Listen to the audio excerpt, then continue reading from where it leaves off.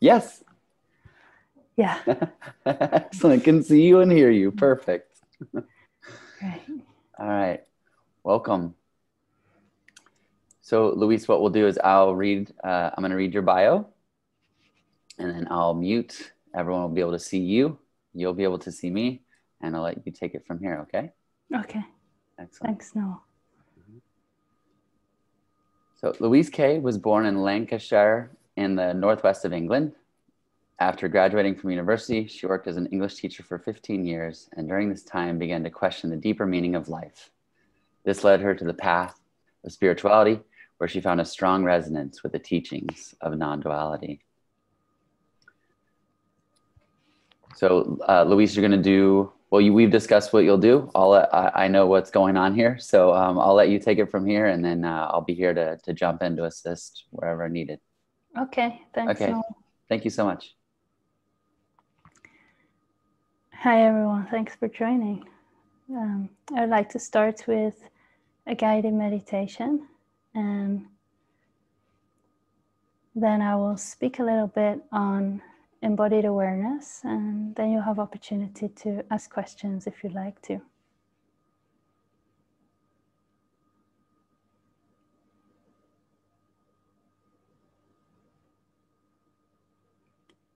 So you can close your eyes or you can keep them open, whatever you prefer.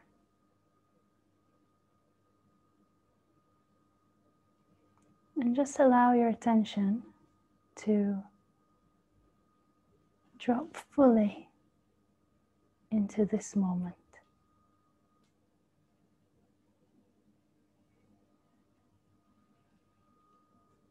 Noticing the gentle movement of your breath.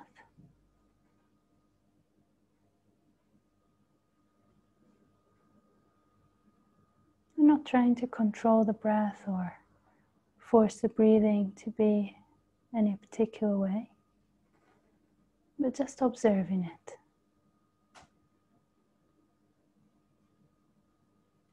So there's no effort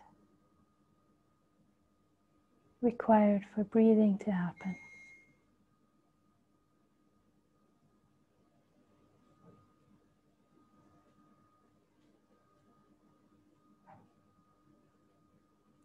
The breathing's happening all by itself.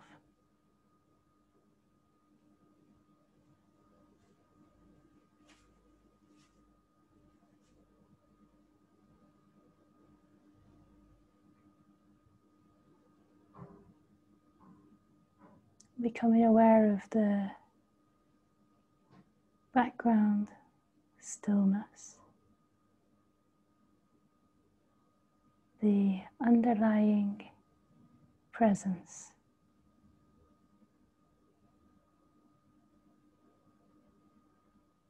That silence beyond noise.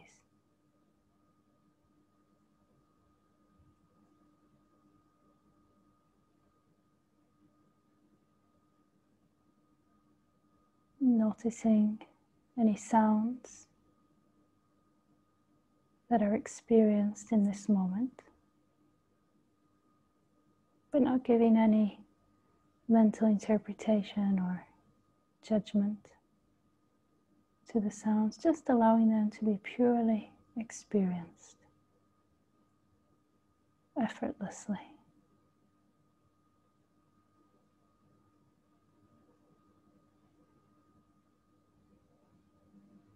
Noticing any images that arise in the mind's eye, or if your eyes are open, noticing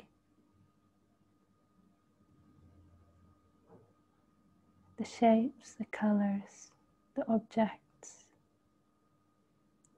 present in this moment, but not giving any mental interpretation.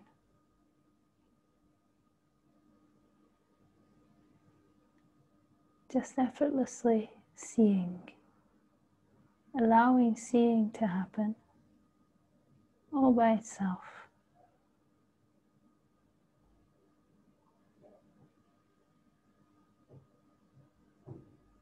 And just notice that You're not controlling the breath. You're not controlling the sounds that are arising. And you're not controlling the images. In fact, there is not even an I here.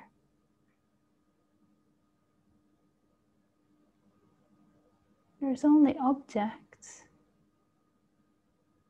sounds, images, sensations arising in this moment, and they're perceived.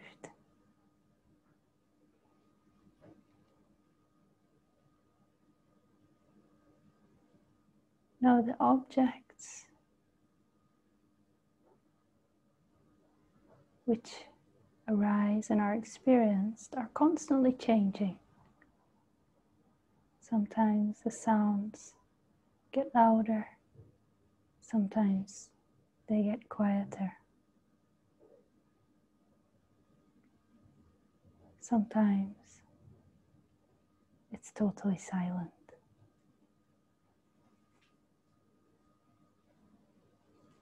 Sometimes a lot of images, memories, thoughts arise in the mind's eye, and sometimes it's totally quiet. Sometimes the breath is very fast and shallow. Sometimes it's slow and deep.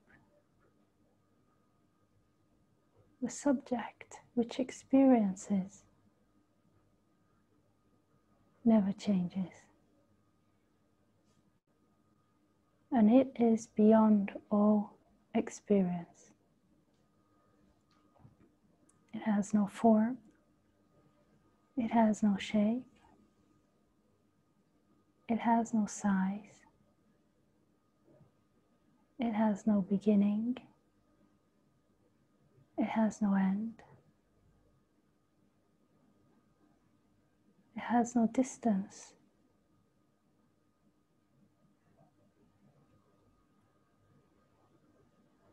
It cannot be found. It is what you are. It is pure awareness. And you, awareness, just are. Pure being.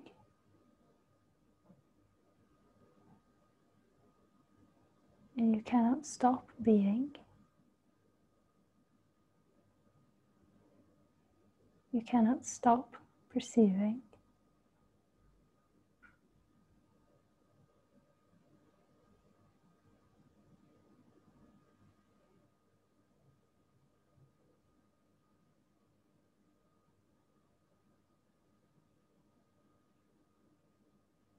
So letting go of all effort to become anything, to do anything, to change anything about this moment, to fix anything. And letting go,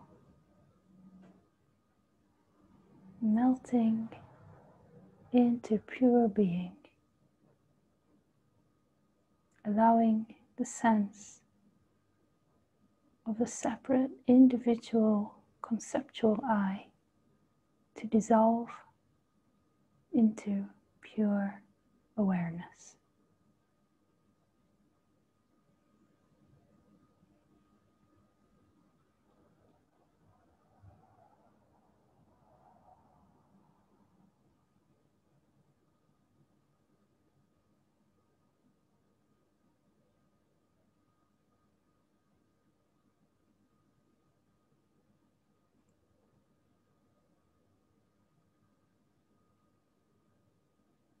If any thoughts arise,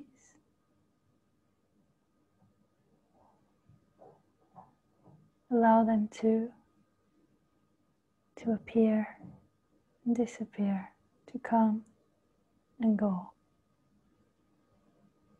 No effort to change the thoughts or to stop the thoughts.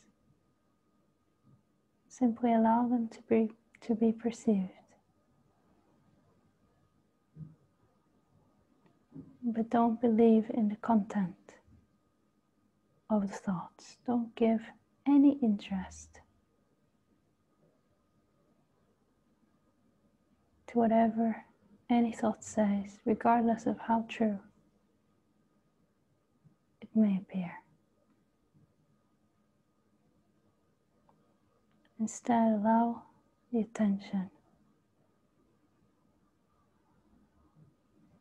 to simply rest as the vast, open, infinite, spacious awareness in which the thoughts arise.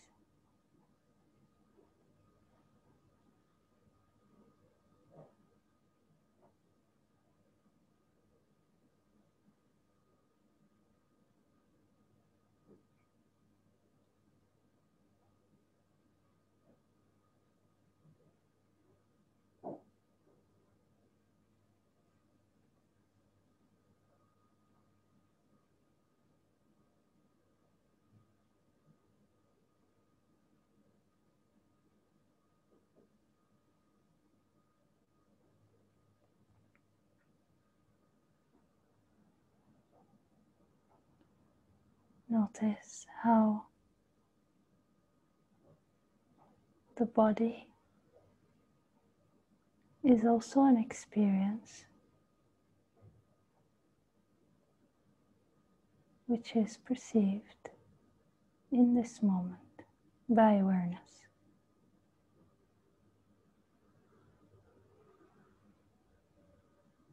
The physical appearance of the body is perceived through sight.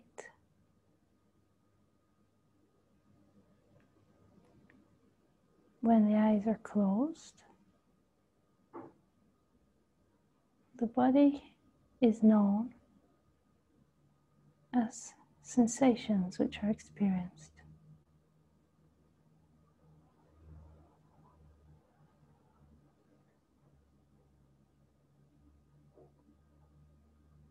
Very gently, drop your attention into the body.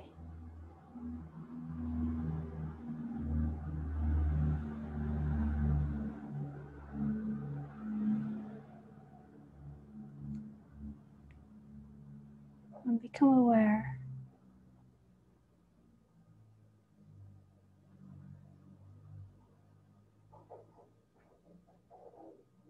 of the experience of the body on this level of sensation. Notice the aliveness that's felt.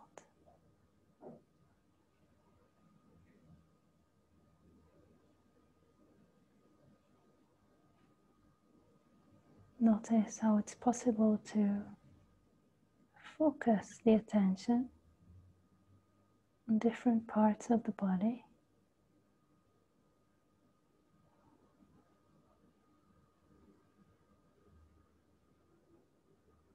And feel how it feels.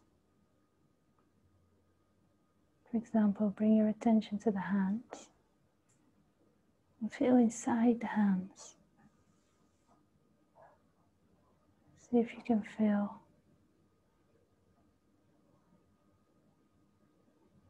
the inner aliveness, the inner sensations. Maybe you feel a tingling or a heat.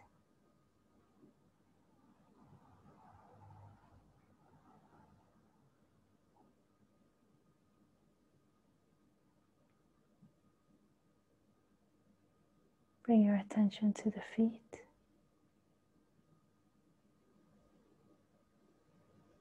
Notice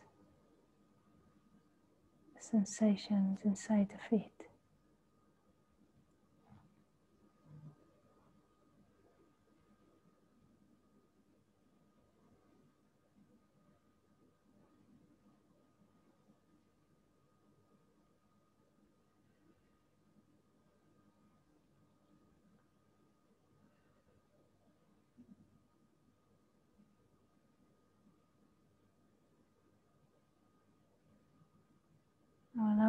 attention to include the whole experience of the body,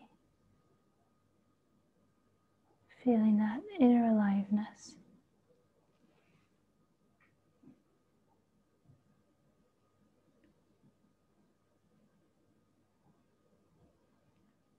And gently opening to any tightness or contraction in the body. Just very gently feeling the sensations without placing any mental interpretation or judgment on any sensation. Just including whatever's here.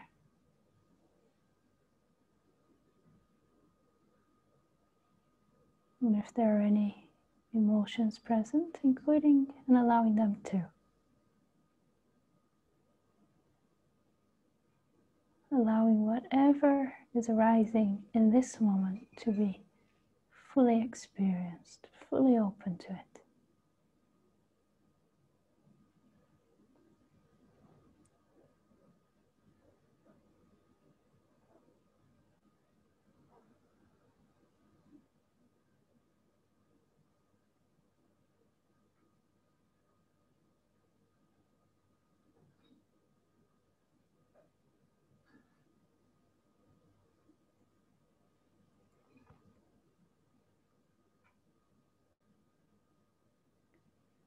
You awareness are not affected by any experience. You are already peace.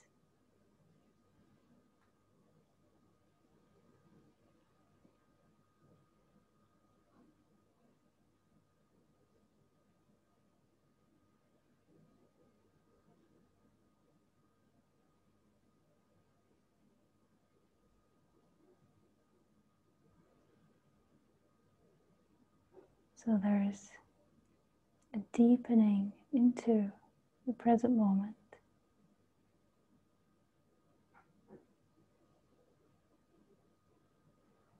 And an allowing and an inclusion of all the human experiences and sensations which are not separate from you.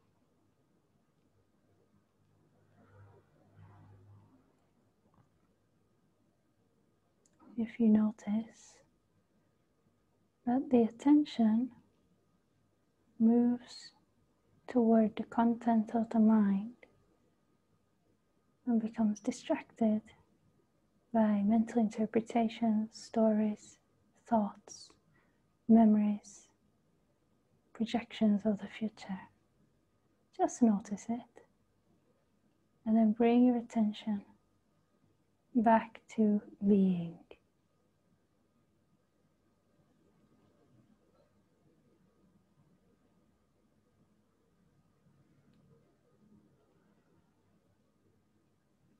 If you notice that your attention moves away from the inner experience of the body,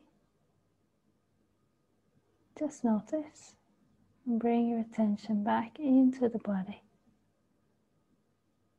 including all the inner sensations.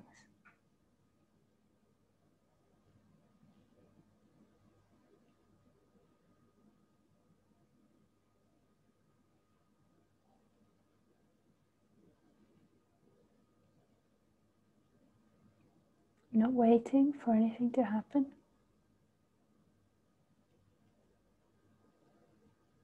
Not trying to become anything.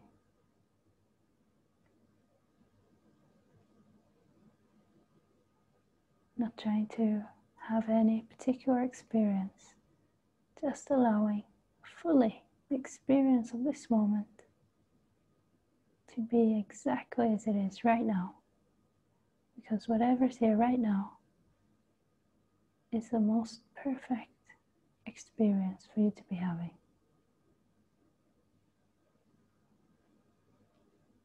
So say fully yes to it, open fully to it. Meet it so deeply, so intimately. Now there's no separation between you, awareness, and any experience that is perceived.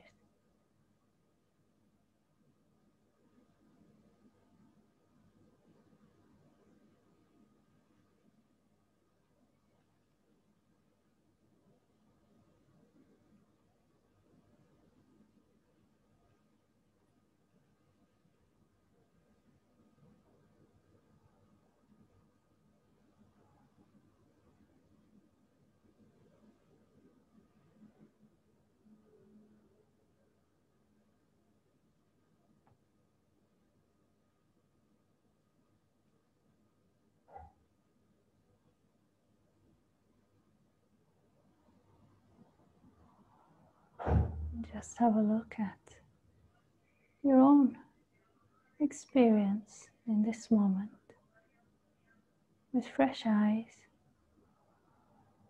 as though you know absolutely nothing. Like this is the first moment that you've ever known.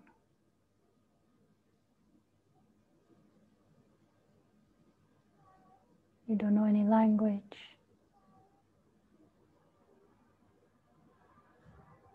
You don't have any ideas about how anything should be. There's only the knowing of what is. With these fresh eyes, investigate into the nature of that which knows.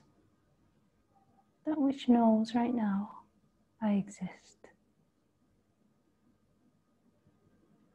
Not as a concept or an idea or a belief or a thought, but experientially.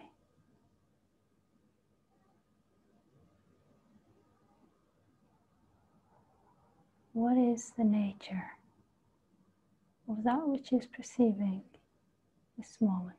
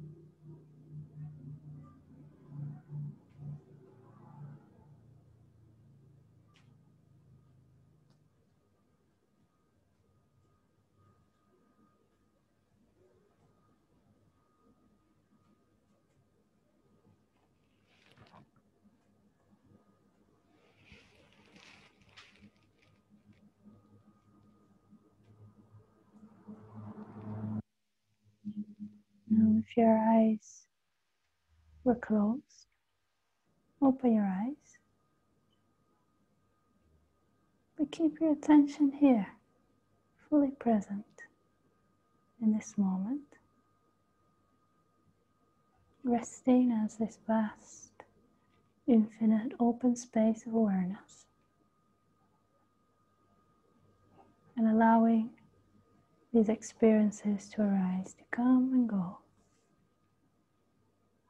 but without placing any mental interpretation onto anything. So there's no judgments, no resisting anything, no holding on to anything, just pure allowing.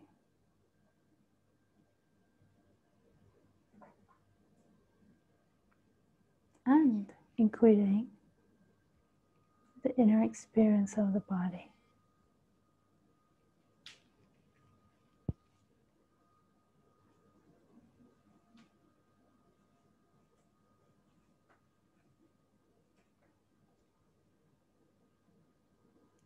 So there's actually no differentiation between what we often think of as meditation time and non-meditation time.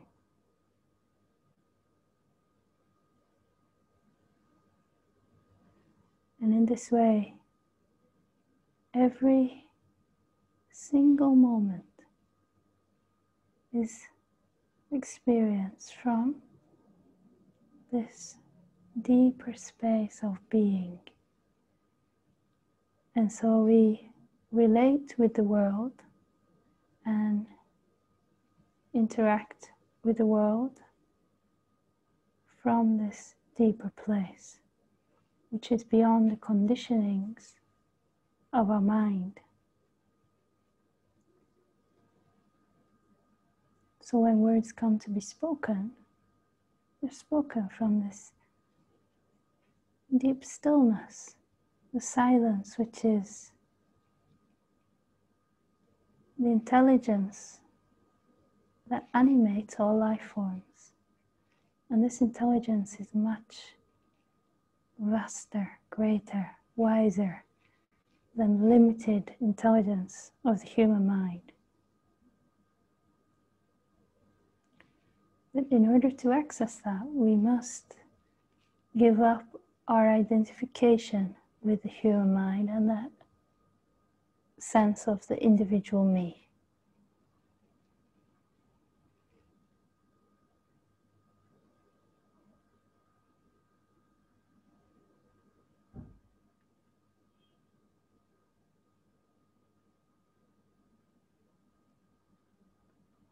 And this is what it means to walk the path of truth, to live in truth, to live from this deeper, non-conceptual space, which is pure being. And it's the only thing, which is not a thing actually, but it's the only thing that brings us lasting, eternal peace. Because when we seek our happiness and our sense of fulfillment in something external,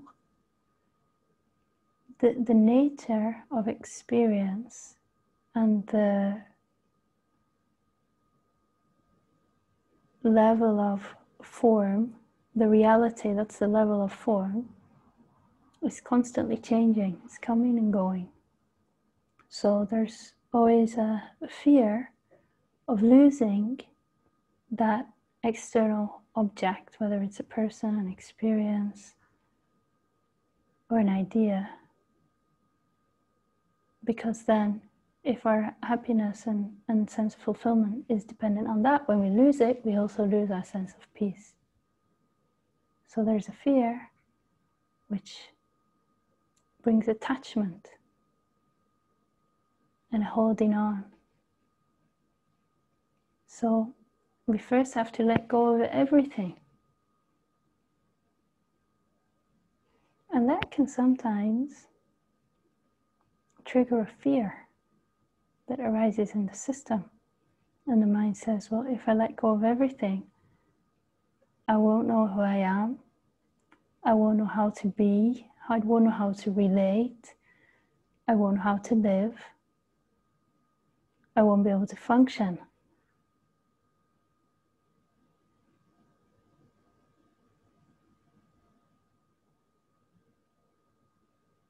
And this fear must be open to, because this fear is a gateway to knowing that deeper true self.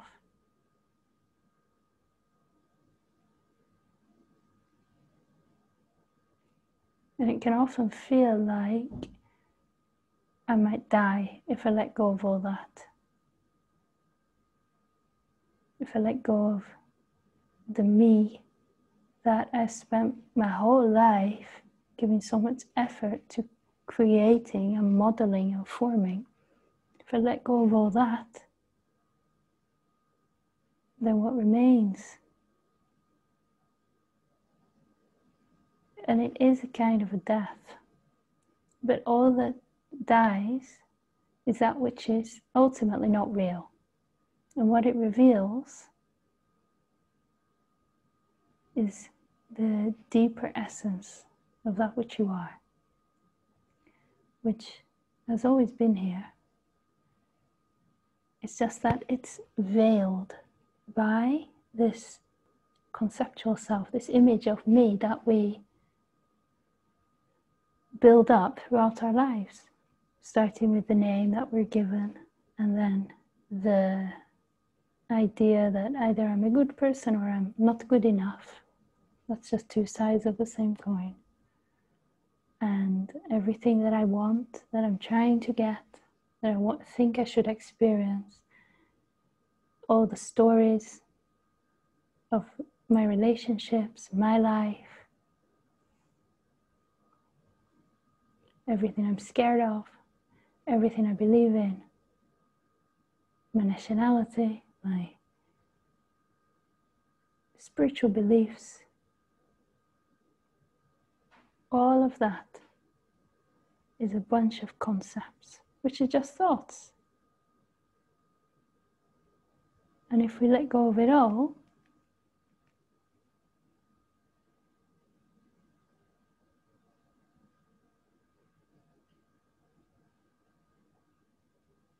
there's only pure awareness.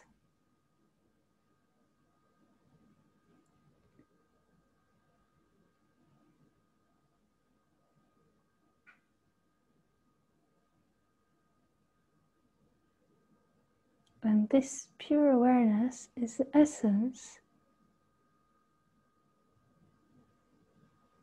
of all life. And when we know ourselves as that, we can recognize it in all life forms.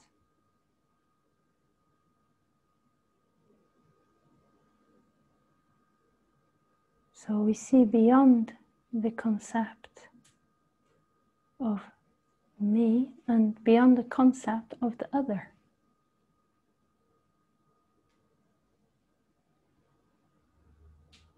So instead of relating with others from this conceptual mind-made self, we relate from this deeper place of being, which is me experiencing myself in another physical form. It's the same awareness animating this form and that form and all life forms. So when this is known and directly experienced, the way we relate with others changes. It's not possible to harm another because there's a knowing I would be harming myself.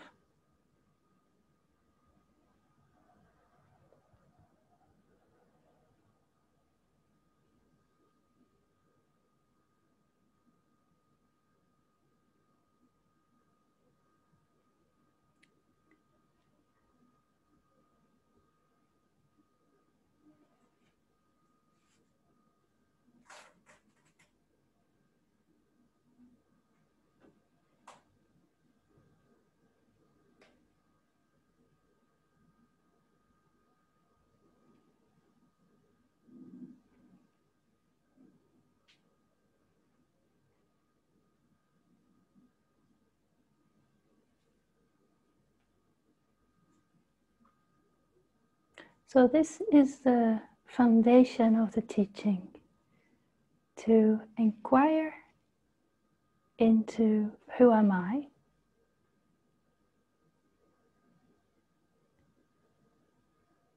and to go beyond this conceptual, mental sense of self, to let go of all the conditioned ideas and to directly experience oneself as pure awareness.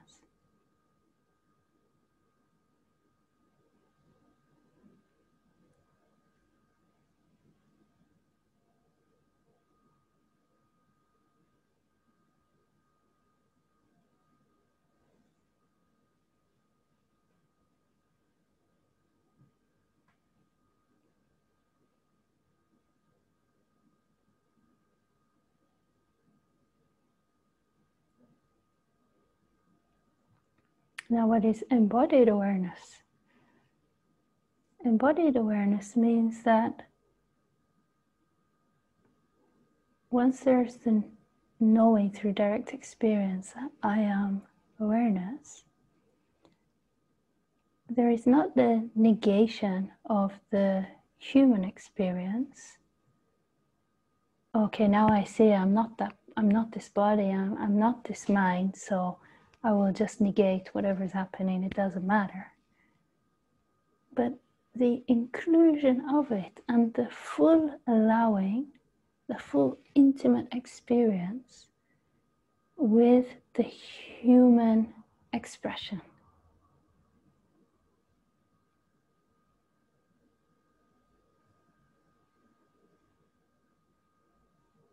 And deeply honoring whatever arises in the human expression without identifying with it, because there's now a knowing that this experience that arises, this emotion that arises, this thought arises, ultimately is not who I am. But it's also okay that it's here and it can be fully experienced. So in order to meet life deeply intimately on the human level, we must be deeply present in the human form, which means to consciously feel the inner experience.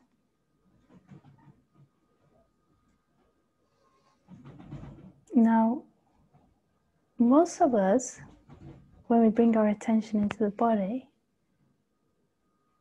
start to discover that we've actually been hanging out with our attention up here in the mind for most of our lives, because all of our attention was focused on thought. And so when we drop into the body, it can feel, oh, it's a bit uncomfortable actually to be present in the body. There's all these contractions and tightness. Oh, it doesn't feel good. And the attention wants to move back up into thought and get distracted so as not to feel that discomfort, or to hang out as the absolute. And that's the spiritual disassociation. So instead of avoiding feeling the discomfort, if we take our attention closer to it and gently open up to it, then all these tightnesses in the body, these contractions, start to soften as we just be with them very, very gently. They start to open up.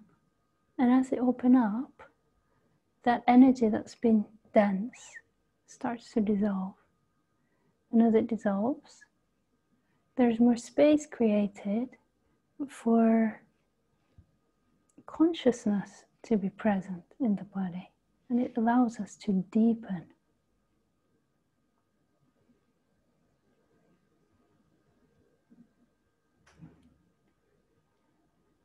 So this might sound very simple and very easy, and it is. But the main challenge that arises is the resistance of the ego mind. And the resistance arises in two ways. It arises on the level of the mind, which takes our attention either to the past or the future, so that we're not fully present in this moment, or focuses on a mental interpretation of the present moment, which is usually negative in nature. some kind of judgment or comparison. And our attention goes to the content of the thoughts. And when the attention is identified with the thoughts, we're not recognizing that which lies beyond the thoughts, the underlying stillness.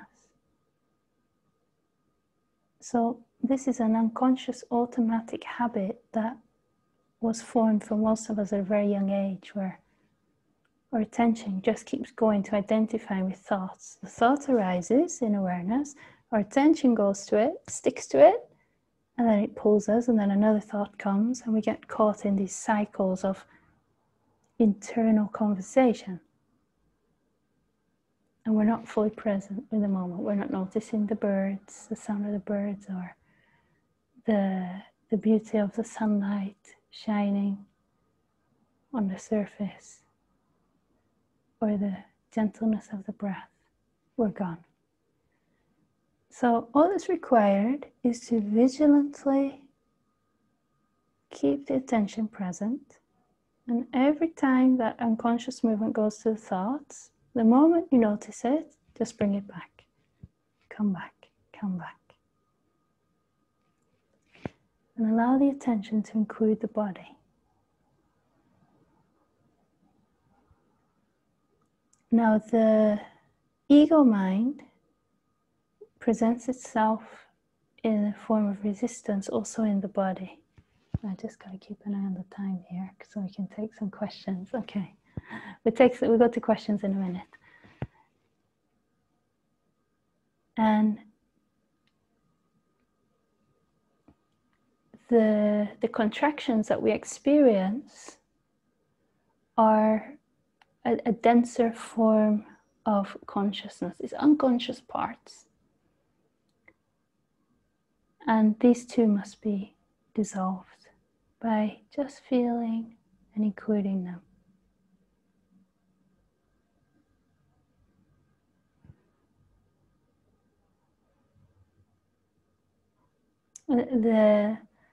The contractions in the body usually work together with the ego mind in the form of thoughts.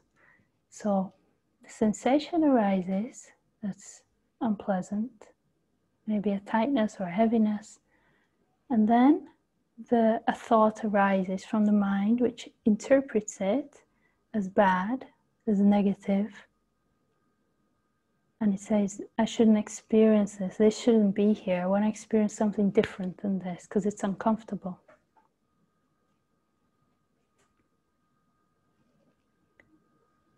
And so there's a resistance. But if when that thought arises, we don't identify with it, we don't pay any attention to it, we just recognize that's the mind interpreting the experience, not interested. We take our attention to the sensation and open up to fully feeling it. Then these denser energies dissolve and release. So, are there any questions, Noel? Yeah, we've got a couple of questions. So, Sid he's asked us in another talk, so I want to get him an answer. Your favorite musicians who speak to awakened self in their music? And if nothing comes to mind, I would just say, what music do you listen to? Oh, okay. I really love Krishna Das. He's a very well-known American artist. And for me, it's more than music. Listening to that, it's a form of devotion. It's kind of like mantras, and he sings the mantra, and then everybody kind of repeats it together, and it puts you in a kind of a meditative state by chanting in this way. And at the same time, the chanting is born from a deep longing in the heart to surrender everything to truth. And so that longing is infused in every sound, in every word. And that opening of the heart to praise the divine, it's a form of what's known as bhakti yoga, which is to surrender deeper to truth through devotion. And it's very beautiful. I also enjoy Deva Premal. And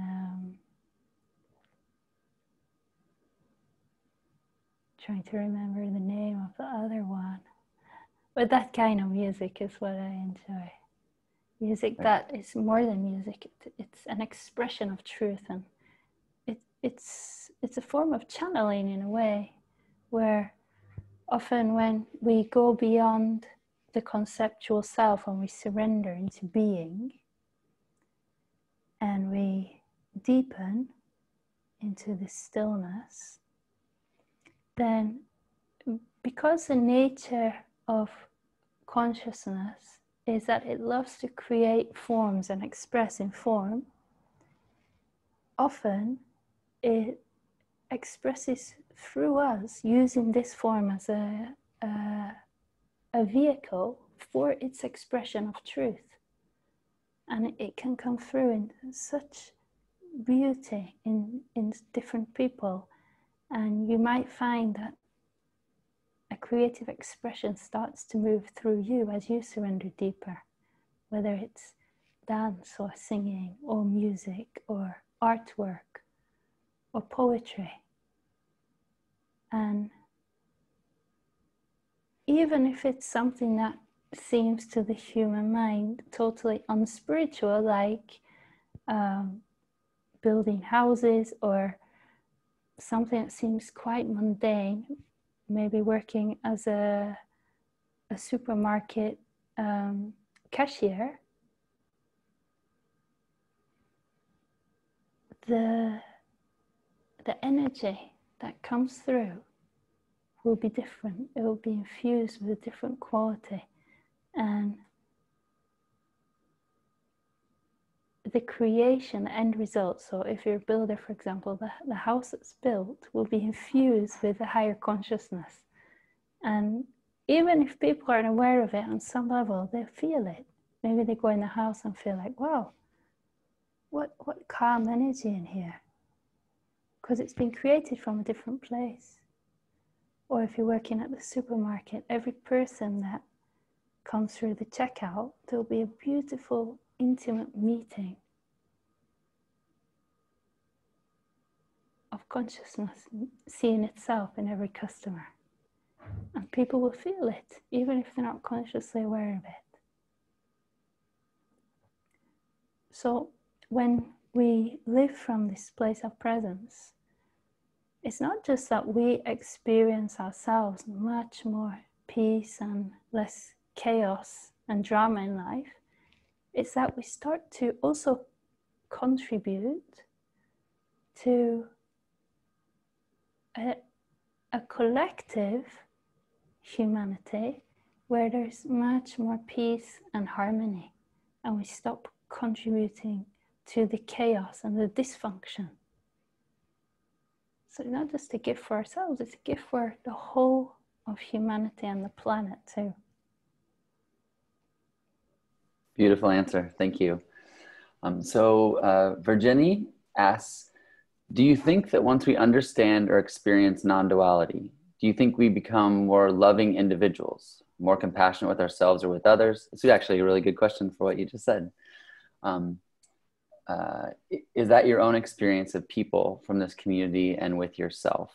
And I'll post it so if you need to read it again, or I can read it back out loud to you. Okay. Yeah, it's quite long. Maybe just one more time.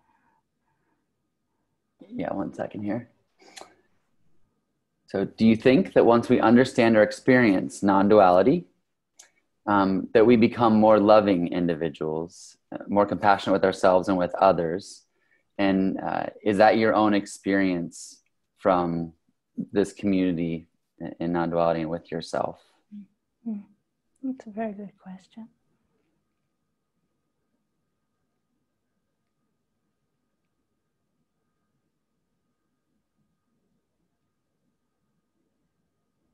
So we're taught from a young age that you should try and be a good person. You should. It's good to be loving, to be kind, to be compassionate. We're all taught these things, and especially if we're brought up with a religion, often the religions teach us this is how you should be a good person. And so we try to behave a certain way because we naturally want to be good. And there's nothing wrong with that. It's a beautiful thing. But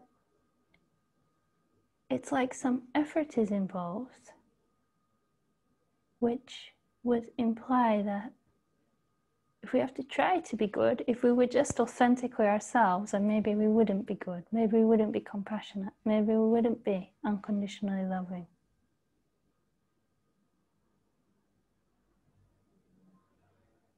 So we try to create a person based on our mind's image of how we want to be.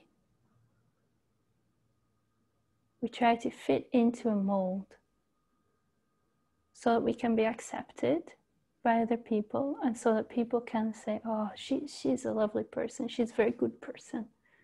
Then we can feel, oh yeah, I'm good.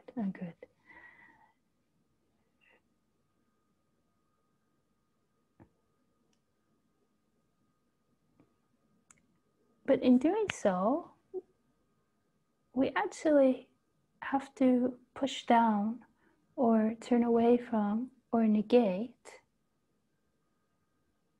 other feelings that may arise, which may not be part of this self-image that's so desirable. The idea of the perfect human. I want to become perfect. Now, just because we turn our attention away from these parts doesn't mean that they don't exist.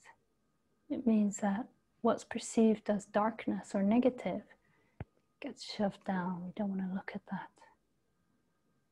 It's scary to look at that, because if I look at that, I might discover that actually I'm not this good person that I want to be.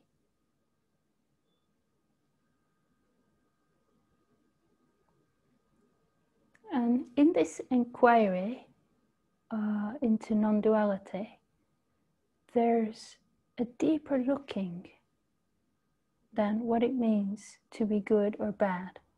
So we take away the labels, this is good and this is bad, and we look what's beyond that.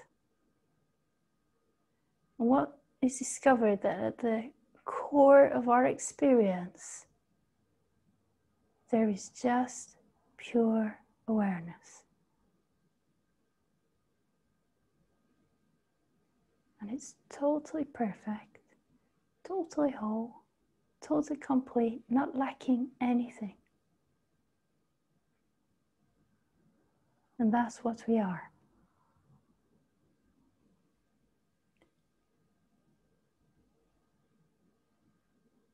And that awareness expresses itself through this physical form. Now, when there are no filters in place, which are unconscious beliefs that we've taken on and conditionings from society of how we should behave, then there's a pure expression which is a responding to whatever experience life brings in the moment.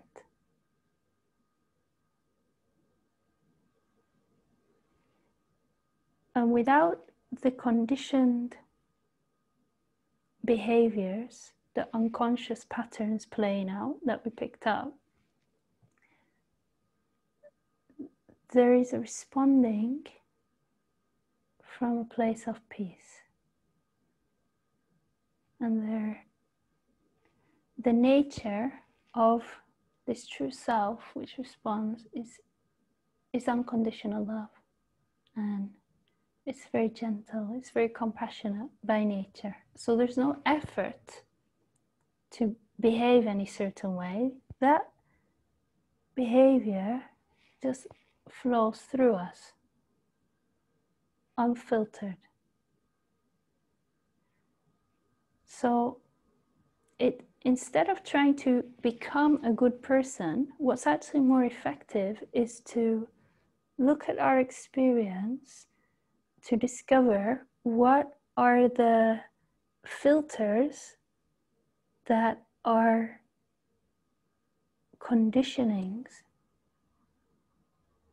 acting like veils,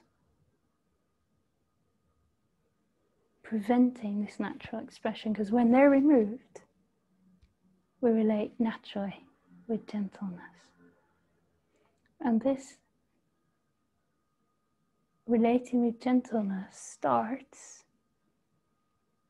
with our own inner experience. If we can't meet our own inner experience with unconditional love, then we can't meet anything external with unconditional love. So we first look at, well, what am I rejecting within myself? Maybe an experience of anger or sadness arises, and then the mind says, well, that's not spiritual, I don't want that. And then we try to shove it down. But if we go beyond those labels of good, bad, positive, negative, and we just allow the experience to be experienced and included, without projecting it outwardly, just feeling it, then we're relating with the experience that arises that we didn't choose, it just arose, with unconditional love and acceptance.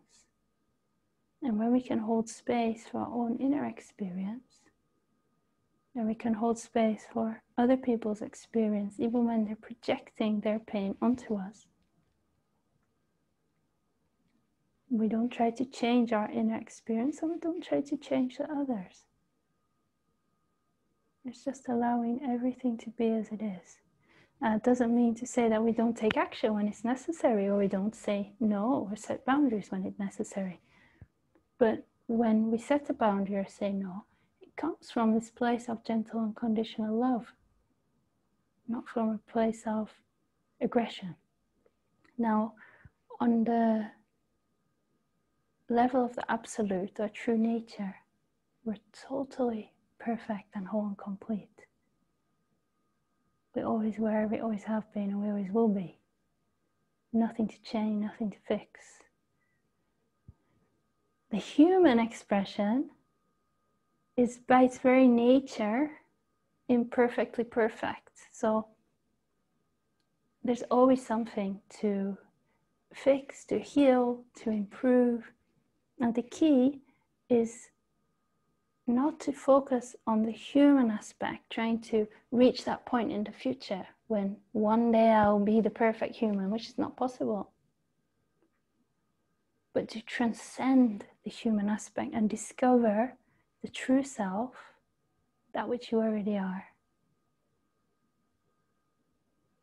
which is unchanging, which is the divine itself. Wonderful. Thank you so much, Louise. That was amazing. So we're at time, but I want to give you an opportunity. Your information's on the profile, but can you tell us about anything that you have coming up? I know you do some regular online meetings now. Tell us a little bit about that. Yeah, I offer twice weekly online open Zoom meetings. They're by donation, so everyone's welcome to join. The next one's actually starting in 15 minutes. I know you guys are at the Nothing conference right now. So, but the next one after that is on Wednesday. They're usually Wednesdays and Sundays. And next weekend, the 25th to the 27th, there is an online weekend retreat where we'll be dedicating the whole weekend to deepening into presence with guided meditations and explorations where people come up on screen and we really explore deeply what we've been speaking about today together. And so you can sign up to my newsletter on my website, louiseK.net, and you can hear about upcoming events. Right now, the group events are on hold because of the pandemic situation, but once the travel situation returns to normal, I'll be going through America and Europe doing retreats and group events. So if you're interested in those, best ways to sign up to my newsletter. And I'm also on social media like Instagram, Facebook. So I'd love to connect with you if you want to connect, and look forward to maybe seeing you at the Zooms. And thanks for joining today. Excellent. Louise, thank you so much. Everyone, I'm going to end the webinar and we'll start again in 15 minutes. Louise, have a beautiful day. Thanks, you too, Noel. Okay. Thanks. Bye.